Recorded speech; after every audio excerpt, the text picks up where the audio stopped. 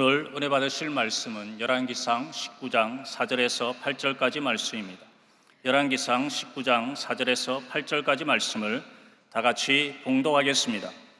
자기 자신은 광야로 들어가 가룻길쯤 가서 한 로뎀나무 아래에 앉아서 자기가 죽기를 원하여 이르되 야훼여 넉넉하오니 지금 내 생명을 거두시옵소서. 나는 내 조상들보다 낫지 못하니이다 하고 로뎀나무 아래에 누워 자더니 천사가 그를 어루만지며 그에게 이르되 일어나서 먹으라 하는지라. 본적 머리맡에 숯불에 구운 떡과 한 병 물이 있더라. 이에 먹고 마시고 다시 누웠더니 야훼의 천사가 또 다시 와서 어루만지며 이르되 일어나 먹으라. 내가 갈 길을 다 가지 못할까 하노라 하는지라. 이에 일어나 먹고 마시고 그 음식물의 힘을 의지하여 40주 40야를 가서 하나님의 산 호렙에 이르니라. 아멘. 귀한 찬양을 감사드립니다. 인사를 함께 나누겠습니다. 오늘은 참으로 좋은 날입니다. 우리 모두에게 좋은 일이 일어납니다.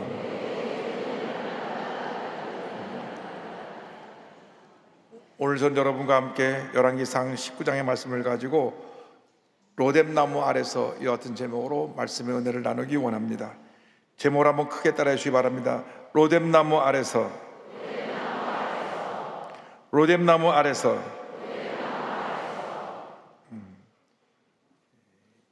인생을 살다 보면 누구나 피곤하고 심히 지칠 때가 있습니다.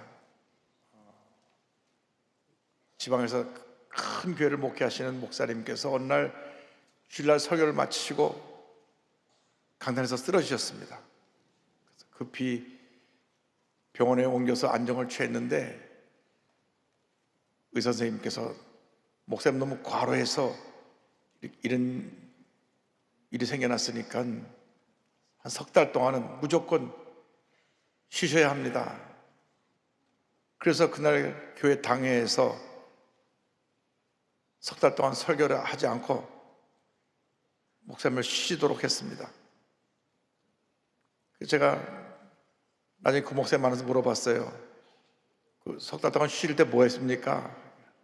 그러니까 목사님 하신 말씀이 처음 한 달 동안은 잠만 잤습니다.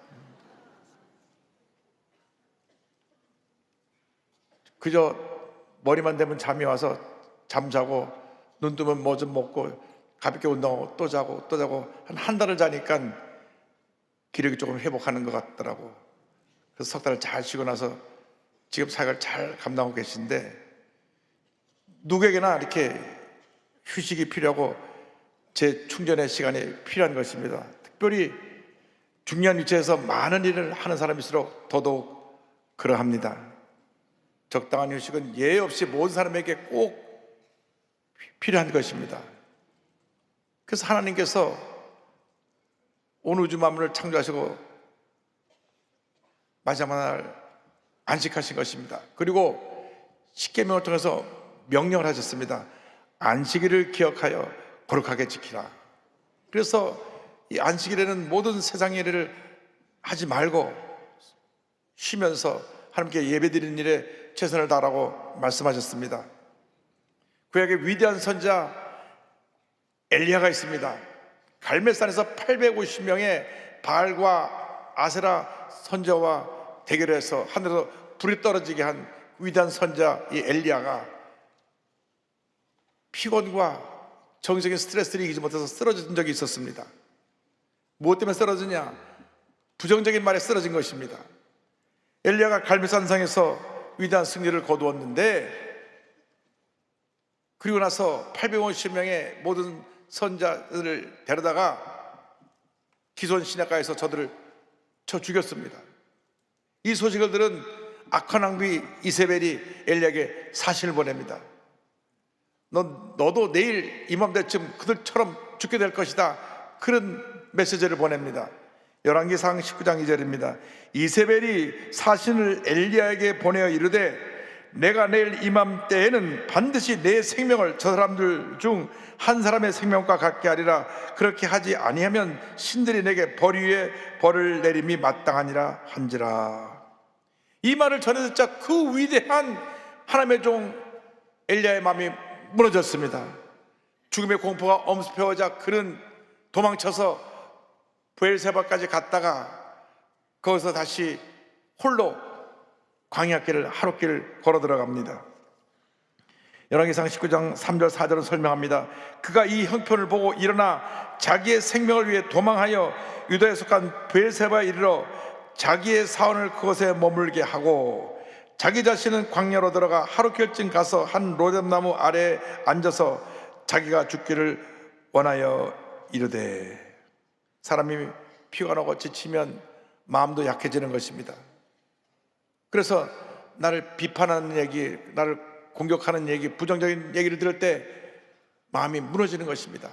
그래서 성경은 이러한 때 마음을 지키라고 말씀합니다. 잠언서 4장 23절입니다. 모든 지킬 만한 것 중에 더욱 내 마음을 지켜라. 생명의 근원이 이에서 남이니라. 절대 비판적인 얘기, 부정적인 얘기를 듣고 마음이 무너지지 않게 되기를 바랍니다. 우리 옛말에 개가 짖어도 기차는 간다 그런 말이 있습니다. 그런데 알아보니까 중동 지역의 속담이에요. 개들이 짖어도 마차는 간다 그런 말이 있습니다. 뭐냐면 누가 뭐라고 옆에서 말을 해도 내가 하던 일을 계속 하라는 것입니다.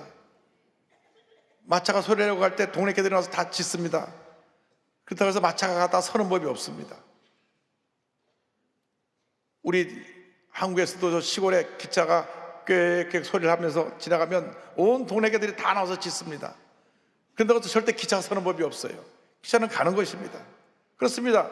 누가 부정적인 얘기를 옆에서 한다고 하더라도 여러분 그것 때문에 위축되어서 하는 일을 멈추면 안 됩니다. 우리는 갈 길을 가는 것입니다. 세상 음성에 귀를 닫고 주님의 음성에 귀를 기울이는 여러분 모두가 되기를 바랍니다. 주님의 음성을 들을 때 우리 마음에 기쁨과 평안함이 넘쳐나는 것입니다. 주님의 음성은 우리를 살리는 음성입니다. 취하는 음성입니다. 세상의 음성을 듣지 말고 주님의 음성을 듣고 그 음성을 듣고 힘을 얻는 여러분 모두가 되기를 바랍니다. 엘리야가 마음이 무너져서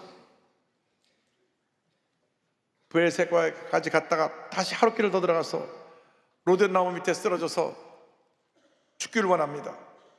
로뎀나무 밑에 주저앉은 그 엘리야의 모습이 이어갔습니다. 열왕기상 19장 4절입니다. 자기 자신은 광야로 들어가 하룻길쯤 가서 한 로뎀나무 아래에 앉아서 자기가 죽기를 원하여 이르되 야훼여 넉넉하오니 지금 내 생명을 거두시옵소서. 나는 내 조상들보다 낫지 못하나이다 하고 그는 하나님께 기도합니다. 야훼여 넉넉하오니 지금 내 생명을 거두시옵소서. 나는 내 조상들보다 낫지 못하니이다. 극단적인 상황에 아마 자살하는 사람들의 마음이 이어갔을 것입니다. 얼마나 고통스럽고 힘들면 자기의 목숨을 포기하기까지 하겠습니까? 그러나 우리 신앙인들은 어떤 극한 절망이 다가와도 희망의 끈을 놓으면 안 됩니다. 포기하면 안 됩니다. 생명의 주님을 붙들게 되기를 바랍니다. 엘리야가 내 생명을 거두시옵소서 하고 쓰러져 잠이 들었을 때 천사가 와서 그를 어루만져주고 먹을 것을 줍니다. 열왕기상 19장 5절 6절입니다. 로뎀나무 아래에 누워 자더니 천사가 그를 어루만지며 그에게 이르되 일어나서 먹으라 하는지라. 본즉 머리맡에 숯불에 구운 떡과 한 병 물이 있더라. 이에 먹고 마시고 다시 누웠더니 그가 천사가 차려준 음식을 먹고 다시 잠이 들었는데 다시 천사가 깨워서 그를 주물러 주면서 음식을 또 차려주었습니다. 피곤하고 지쳐 쓰러졌을 때 누군가 내 팔다리를 주물러주고 맛있는 음식을 먹게 해준다면 다시 기운을 차리고 일어날 수 있을 것입니다. 피곤하고 지쳐 쓰러진 사람들에게 사랑의 손길을 펼치는 여러분 모두가 되기를 바랍니다. 여러분 남편이, 여러분 아내가 그런 상황에 처할 수도 있습니다. 말 못하고 혼자 피곤해 쓰러져 할 때 팔다리를 주물러주고 맛있는 음식을 해주고 다시 용기를 북돋아주시기 바랍니다. 여러분 주위에 상처 입은 사람, 젊어 처한 사람들에게 꿈과 희망과 사랑을 나누어주는 여러분 모두가 되기를 바랍니다. 로뎀나무는 이 광야의 흔한 나무인데 이 로데나무는 우리의 영혼에 쉴 것인 예수님의 십자가를 상징합니다. 피곤에 지쳐 쓰러진 우리를 어루만져 주시고 먹을 것을 주시는 분은 바로 우리의 구세주 예수님이신 것입니다. 예수님 우리에게 말씀하십니다. 수고하고 무거운 짐진 자들아 다 내게로 오라, 다 내게로 오라, 내가 너희를 쉬게 하리라. 어떤 무거운 짐을 졌든지 예수 앞에 나오시기 바랍니다. 그 십자가 밑에 그 무거운 짐을 내려놓으시기 바랍니다. 마음의 절망, 고통, 괴로움, 슬픔, 염려, 근심, 걱정을 내려놓으시기 바랍니다. 여러분 스스로 그 짐을 다 지고 갈 수가 없습니다. 얼마나 힘들고 어려운지 무거운 짐을 나홀로 지고 가다가 쓰러질 수밖에 없는 것입니다. 그 짐을 십자가 밑에 다 내려놓고 주님의 품 안에서 참된 쉼을 얻는 여러분 모두 되기를 주님의 이름으로 축원합니다. 엘리야가 그 로데나무 밑에서 천사의 어루만짐과 음식을 먹은 다음 샘을 얻어서 40일 길을 걸어가 호렙산 이르러 새로운 사명을 부여받습니다. 그는 다시 새로운 사명자로 하나님의 택함을 받은 것입니다. 19장 8절에 성경 말씀합니다. 이에 일어나 먹고 마시고 그 음식물에 힘을 의지하여 40주 40날을 가서 하나님의 산 호렙에 이르니라. 하나님께서 호렙산에서 그에게 새로운 사명을 부여하십니다. 19장 9절에 성경은 말씀합니다. 엘리야가 그곳 굴에 들어가 거기서 머물더니 야의 말씀이 그에게 임하여 이르시되 엘리야야 내가 어찌하여 여기 있느냐. 하나님은 엘리야를 부르시고 다시 사명을 주십니다. 그래서 그에게 지도자를 세워 기름을 붓게 하고 후계자를 세우도록 말씀을 주셨습니다. 엘리야는 거기 올 때까지 자기가 혼자라고 생각했습니다. 로데나무 밑에 쓰러져 죽기를 원할 때도 자기가 혼자라고 생각했고 40일 길을 와서 호렙산에 왔을 때 여기서도 혼자라고 생각했는데 하나님 말씀하시기를 너는 혼자가 아니다. 내가 하나님 앞에 준비된 7,000명을 남겨두었다고 말씀합니다. 열왕기상 19장 18절입니다. 그러나 내가 이스라엘 가운데 7,000명을 남기리니 다 바알에게 무릎을 꿇지 아니하고 다 바알에게 입맞추지 아니한 자니라. 하나님께서 7,000명이나 되는 많은 믿음의 동역자들을 남겨놓으신 것입니다. 때때로 여러분 혼자라고 생각하십니까? 너무나 힘들고 그럴 때는 아무도 나를 도와주셨고 나 혼자 외롭게 내 동이 쳤다고 생각할 때가 있을 것입니다. 밤잠을 이루지 못하고 베갯잎을 눈물로 적일 때가 있을 것입니다. 여러분 절대 여러분은 혼자가 아닙니다. 사랑의 예수님이 여러분과 함께하고 계신 것입니다. 뿐만 아니라 여러분을 위해서 기도하는 가족이 있고 기도하는 믿음의 동역자들이 있는 것입니다. 절대로 나 혼자다, 나 혼자 버려졌다 낙심하지 말고 믿음의 눈을 들어 주님을 바라보시기 바랍니다. 주님께서 여러분 붙들어 주십니다. 여러분 서로에게 믿음의 동역자가 되어서 서로를 위해서 기도해주고 격려해주고 피곤해 쓰러질 때 옆에서 일으켜 세워주는 그런 믿음의 친구들이 되어주실 것을 부탁드립니다. 우리가 기억해야 될 것은 우리가 가장 힘들고 어려운 시간에 우리 주님이 함께 하신다는 사실입니다. 온 세상 사람이 다 나를 버리고 떠난다고 할지라도 우리 예수님은 절대 나를 떠나지 아니하시고 내 곁에 와서 나를 꽉 붙들고 계십니다. 우리가 고난에 처했을 때 주님이 붙들고 계실 뿐 아니라 우리를 도와줄 많은 믿음의 동역자들을 우리 주변에 둘러 진치게 만들어 주시는 것입니다.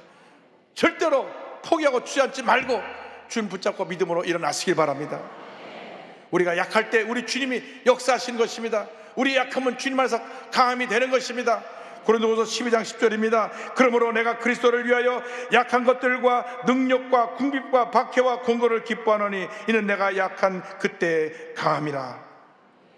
나의 약함이 주님 안에서 강함인 것입니다. 내 안에 주님이 역사하고 계시기 때문입니다. 나는 절대로 약하지 않습니다. 내 안에 주님이 계십니다. 주님만 바라보고 믿음으로 나아가시길 바랍니다. 이민하 목사님이 땅에서 하늘처럼이라는 책을 쓰셨는데 그는 그 책에서 이렇게 고백했습니다. 모든 시련과 고난이 내게는 축복이었다. 이분은 한국 최고의 지성으로 불리는 이어령 초대 문화부 장관의 딸 이민하 목사입니다. 이분은 1959년 이어령 박사님과 건국대 교수인 강인숙 교수님 사이에 이남 1년 전 장녀로 태어납니다. 1978년에 이화여자 대학교 입학해서 영문학과 불문학을 복수 전공하면서 머리가 얼마나 좋았는지 3년 만에 조교 졸업을 합니다. 졸업 직후 부모님의 반대를 뿌리치고 결혼해서 미국으로 떠납니다. 그녀는 네브라스카주에 있는 헤스팅스 대학에서 영문학 석사학위를 취득한 후에 로스쿨에서 법학을 전공한 다음 로스앤젤레스에서 변호사가 되고 또 LA 지역 검사를 역임하기도 합니다. 성공을 향해 그저 앞만 바라보고 달려나가다가 부부가 서로 헤어져 결혼 5년 만에 이혼을 하게 되었고, 재혼을 한 후에 아이 셋을 더 낳게 되었습니다. 그래서 안정을 찾는 것 같았지만 그때로부터 고난이 계속 그녀를 힘들게 했습니다. 먼저 찾아온 것이 갑상선 암입니다. 그래서 갑상선 암수를 받고 났는데 이제는 회복되려고 하는 그때 둘째 아들이 5살 될 때 자폐증으로 진단을 받아서 학교 생활을 정하지 못하고 학교를 5번이나 옮겨 다닙니다. 이 아이가 주의력 결핍 과잉 행동장애 증상이 나타나서 약을 매일 먹어야 되는데 학교를 5번이나 옮겨둬도 정상이 아이가 되지 못해서 하와이에 있는 크리스찬 학교에 입학을 했는데 거기 가서 아이가 자폐증에서 노인암을 받게 됩니다. 매일같이 하루에 7, 8개 약을 먹었는데 약도 먹지 않게 되고 정상으로 돌아가게 되었던 것입니다. 산 넘어 산이라 2006년에는 망막 박리 증세로 실명위기에 처하게 됐습니다. 제가 망막 박리 증세가 뭔가 좀 찾아봤어요. 이 안구에서 망막이 떨어지는 그러한 병인데 50세 넘은 사람들에게도 자주 나타나는 그런 병으로 초기에 수술하지 못하면 눈이 멀게 됩니다. 그런데 망막 박리로 눈이 멀게 되니까 옆에서 딸의 고난을 지켜본 아버지 이효령 박사의 마음이 무너졌습니다. 그렇게 한국과 일본에서 가장 존경받는 최고의 서각이었던 이효령 박사, 하나님을 믿으라고 할 때 그저 그 지성을 믿느라고 하나님에 대해서 손톱 하나 들어가지 않던 그분이 딸이 앞을 못 보게 되니까 무너졌어요. 아버지가 이런 고백을 합니다. 무실로였던 아버지가 딸 미나가 어제 본 것을 내일 볼 수 있고 오늘 본 내 얼굴을 내일 또 볼 수 있게 해주신다면 저의 남은 생을 주님께 바치겠다. 그리고 예수를 믿고 세례를 받습니다. 할렐루야.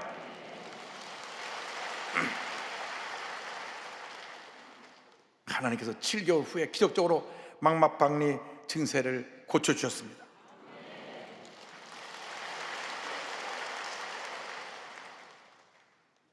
그런데 2007년도에 사랑하는 첫째 아들이 오늘모르병으로 갑자기 혼수 상태에 빠지더만 그만 19일 만에 세상을 떠납니다. 여러분의 자녀 첫 번째 자녀가 이렇게 병명도 모르고 치료도 받지 못하고 제대로 받지 못하고 19일 만에 세상을 떠난다고 생각해 보십시오. 하늘이 무너진 것 같은 큰 절망이 아마 여러분을 뒤덮을 것입니다. 이 아들은 머리가 좋아서 버클리 대학을 나오고 애가 참 착해서 문제는 아이들, 가출한 아이들 집에 데려와서 먹이고 보살피던 그런 마음 착한 아들이고 성실한 아들이었습니다. 그 아들이 세상을 떠난 것입니다. 이년을 매일 같이 울면서 이민호 목사가 하나님께 원망 어린 기도를 드립니다. 부모를 공경하면 장수한다고 성경에 쓰여 있는데 우리 유진이만큼 부모를 사랑하는 아이가 없는데요. 부모 말 안 듣고 말썽 부리는 아이들은 다 잘 살고 있는데 왜 우리 유진이만 데려가시나요? 눈물로 기도하고 또 기도했습니다. 그런데 그때부터 하나님께서 말썽 부리고 문제 있는 아이들을 보여주기 시작했습니다. 본인이 검사 변호사로 있을 때 청소년 상담을 많이 했을 때 그때는 문제는 아들이었고 내 아들은 내 아들이었는데 자기 아들이 죽고 난 다음 그 벽이 사라진 것입니다. 그 애들이 자기 애들처럼 보인 것입니다. 술과 마약에 빠진 청소년들이 사랑이 굶주려서 술과 마약에 빠진 것을 알게 되었습니다. 그래서 그들을 사랑으로 돌보기 시작했습니다. 30여 명의 아이들이 이면화 목사를 마마 미나라고 불렀습니다. 그들을 땅끝의 아이들이라고 불렀습니다. 가장 멀리 외롭게 버려진 아이들, 그들을 사랑으로 품었습니다. 큰아이의 죽음, 둘째 아이의 자폐증을 겪으면서 이제 나는 남은 여생 청소년 사역을 해야 되겠다. 그래서 2009년도 목사 안수를 받고 전도 사역자로 미국, 아프리카, 남미, 중국 등을 돌면서 술과 마약에 빠진 청소년들 구제 활동을 합니다. 아이들을 돌보는 사역을 글로 담아서 땅끝의 아이들이라는 책도 펴냈습니다. 그만 고난과 기적의 연속의 삶을 살던 그녀가 2011년도 안타깝게도 위암 말기 판정을 받습니다. 그러나 그 암과 싸우면서도 서너 시간씩 이어지는 집회 가서 말씀을 전하고 아이들 하나하나를 위해서 다 안수하며 기도해 주었습니다. 이민아 목사는 암을 두려워하지 않았습니다. 죽음을 두려워하지 않았습니다. 그리스도인에게 있어서 죽음은 이 땅에서 천국으로 옮겨가는 과정이요, 그것에 완전한 치유가 있다는 믿음이 있었기 때문입니다. 자신을 죽이고 남을 섬긴 것이 십자가 사랑이라고 말을 하면서 그 사랑을 실천하기 위해 이 땅에서 천국을 살아내며 땅에서 하늘처럼 살아온 이면화 목사가 이렇게 고백합니다. 진정한 구원의 시작은 마음이 가난해졌을 때이다. 마음이 가난해지면서 천국이 보이기 시작한다. 성령의 인도함을 받는 삶이 시작되기까지 하나님께서는 계속 우리에게 낮아지게, 아프게, 어떤 때는 정말 내 힘으로 걸어다니지도 못하게 하시며 그렇게 인도하신다. 그것이 아버지의 사랑이다. 사랑이 모든 것을 이긴다. 모든 죽은 것을 살린다. 암과 싸우며 청소년들에게 꿈과 희망을 전하던 목사님은 2012년 3월 15일 53세를 일기로 하나님께 부르심을 받습니다. 이 땅에서 모든 수고를 마치고 주님의 품에 안긴 것입니다. 눈물도 근심도 고통도 없는 영원한 기쁨과 평안함이 있는 천국에서 그녀의 눈물을 씻어준 주님 품에 안겨서 환한 미소를 띠고 지금 주님을 찬양하고 있을 것입니다. 여러분은 결코 외롭지 않습니다. 여러분은 혼자가 아닙니다. 약한 것 같지만 여러분 강합니다. 주님이 함께하고 계시기 때문인 것입니다. 예수님의 사랑의 모든 어려움을 이기는 위대한 능력이 있습니다. 여러분이 그 예수님의 사랑에 붙잡힌 사람들입니다. 예수님의 사랑에 모든 죽은 것을 살리는 것입니다. 예수님의 사랑에 붙잡혀서 주님 영광에 살아가는 여러분 모두 되기를 바랍니다. 여러분이 개인의 욕심과 만족을 위해 살지 말고 하나님 영광을 위해서 여러분 주위에 상처 입은 사람들을 치료하며 그들에게 주의 사랑을 베풀며 살아가는 그런 위대한 하나님의 사람들이 되기를 바랍니다. 아무리 힘들고 어려워도 힘을 내시기 바랍니다. 주님의 십자가 그늘 밑에서 쉼을 얻고 샘을 얻고 다시 일어나 위대한 믿음의 역사를 이어나가는 여러분 모두 되시기를 주님의 이름으로 축원합니다. 축원합니다. 십자가 그늘 아래 나시기 원하네. 저 햇볕이 뜨겁고 또 짐이 무거워 이 광야 같은 세상에 늘 망망할 때에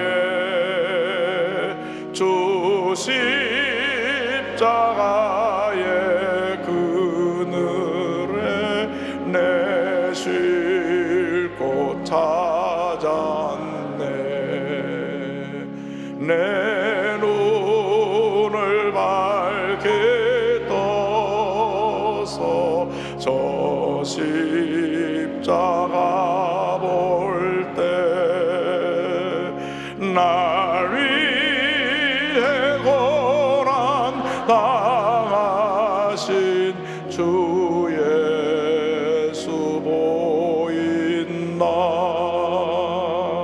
그 형상 볼 때 내 맘에 큰 찔림 받아서 그 사랑 감당 못하여 눈물만 흘리네. 기도하겠습니다. 사랑이 많으신 하나님 아버지, 예수님은 십자가에서 다 주셨는데 우리는 너무나 이기주의가 돼서 더 갖기만 원하고 남에게 어떤 사람도 베풀지 못한 그런 모습으로 살았습니다. 그러면서도 남이 뭐라 그러면 혼자 상처를 다 받고 혼자 모든 고통에 처했다고 생각하며 지냈던 나날들 주님 용서하여 주옵소서. 이제는 예수님만 바라보게 하시고 십자가만 붙들게 하시고 내 자신이 아니라 내 주위에 상처받고 쓰러지는 이웃들을 돌볼 수 있도록 주님 도와주옵소서. 그런 삶이 되게 하여 주옵소서. 예수님의 이름으로 기도 올리옵나이다.